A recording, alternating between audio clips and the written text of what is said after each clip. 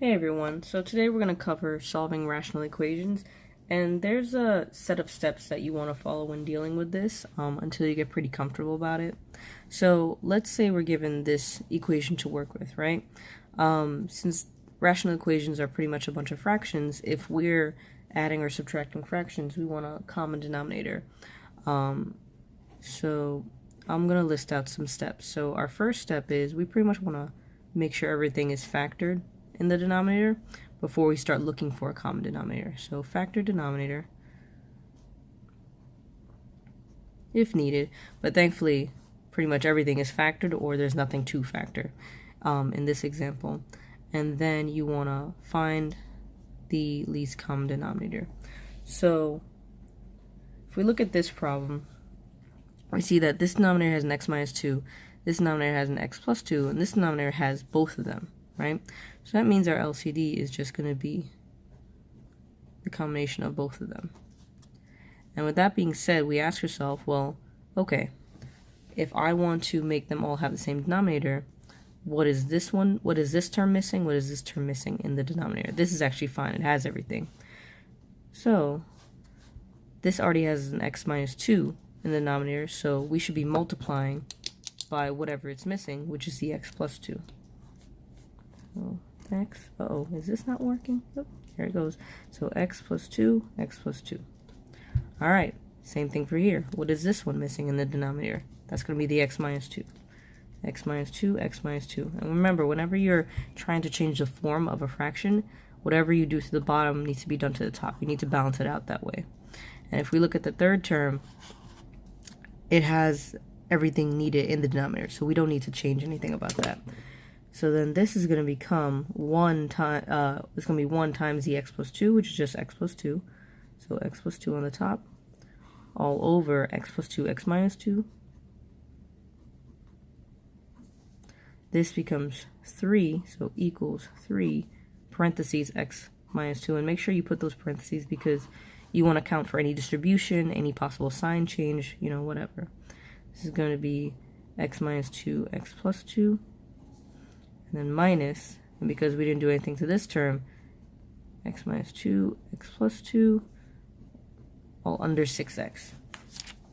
Just to point out that even though I switched these compared to these, everything is pretty much the same because of the commutative property of multiplication. It doesn't matter what the order is, it'll still give you the same result. This is a good thing. Now, and this is pretty much a trick that you may have learned in Algebra 1, which I think you should pick up, especially for the Algebra 2. If your denominators are the same in an equation, then you can just cross them out and just only work with the numerators. So when all terms have the same LCD, cross out the denominators. And it has to be all terms before you can do that. So this, you can just cross it out.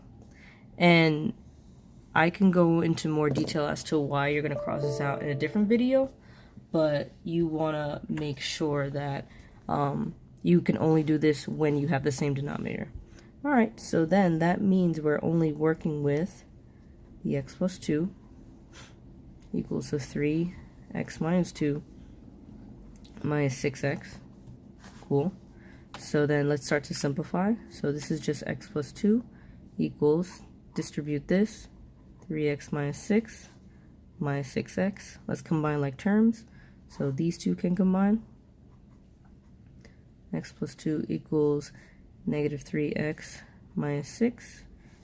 We want to get the x by itself. So I prefer a positive x term. So I'm going to add 3x to both sides. You can subtract x if you want to. But just make sure that you end up with a positive x value in the end. And I'm going to minus 2 on both sides here. So this is going to be my 4x equals, that's going to be negative 8. Divide both sides by 4. We get x equals negative 2.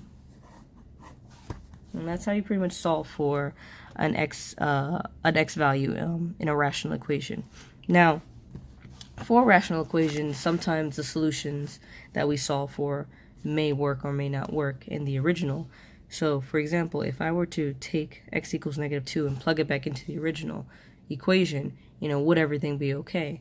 And unfortunately, this is a no, because once I put -2 into the bottom of this fraction, I have -2 plus 2, that's going to make the term undefined, and that's going to make the equation not work anymore. So whenever you get an x value that doesn't work in the original equation, we call that an extraneous solution. Okay, and that's pretty much it. So if you have any questions, leave them in the comment section below, like and subscribe, and I'll make another video later. Bye!